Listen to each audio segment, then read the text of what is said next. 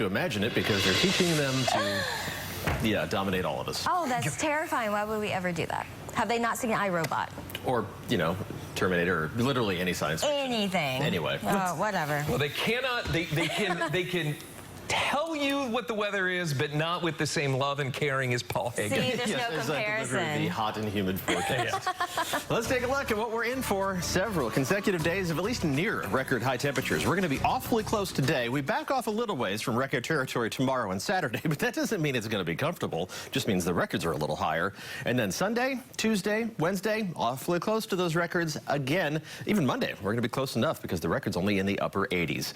Let's take a look at what's happening in the tropics. This is Tropical Storm Karen, barely holding on as a tropical storm, even though it looks pretty impressive on the satellite perspective. Most of the storm activity is kind of displaced from the center of circulation, so it's not a well-organized storm. The winds are only 40 miles an hour, which barely makes it a tropical storm, and it's going to be weird in how it behaves over the next couple of days. Let's take a look at the forecast track, and you can outline it here as it turns to the north, turns to the east, and then turns around. Just makes a sharp U-turn on Saturday and starts heading back west, but it's going to be going back over water that it's already churned up. Cooler water comes up from underneath to replace it, and that means it's going to be exhausting its supply of warm water. There's going to be some wind shear trying to tear apart the storm. The point of all this is that it's going to weaken further, become a tropical depression over the weekend, and weaken even further as we head into early next week. Still a lot of uncertainty about exactly how this storm is going to behave.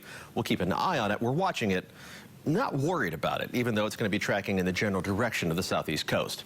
This is a much more organized storm. This is Hurricane Lorenzo, and you can see that eye of the center of circulation becoming much better defined here towards the end of the satellite loop. Let's put stats on the map for this one, and it has 100-mile-an-hour sustained winds. A Category 2 hurricane right now, and it's going to strengthen even further as it tracks to the west and northwest, become a major hurricane by tonight, maintaining that status as it makes its way even farther to the north. But this is just going to stay out in the middle of the Atlantic Ocean for the next several days.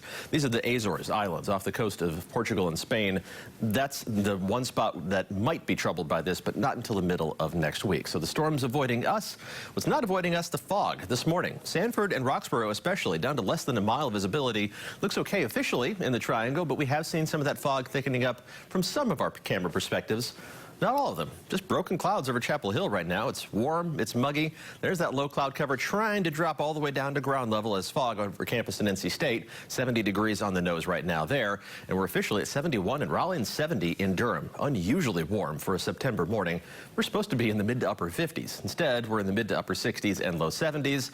Once the fog burns off, temperatures start warming back up. We'll hover around 70 until that fog dissipates.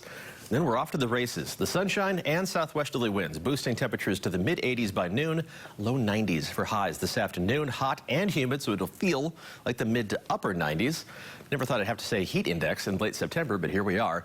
A chance of an isolated shower, maybe a passing rumble of thunder this evening, but it's only a 20% chance, and that 20% chance is going to carry us through the next several days, which means there's not much to slow down the warm-up each day. We back off again a little bit tomorrow, but still into the upper 80s. That's almost 10 degrees above average.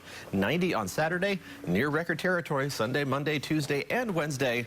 Tuesday's the beginning of October. Feels like it's still August. 88 on Tuesday, July.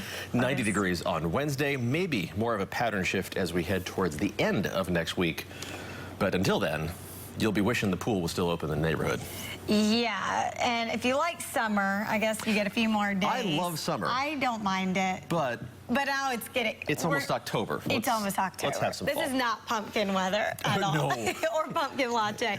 All right, Paul, thanks for that. Right now, we had a crash pop up just a minute ago. Again,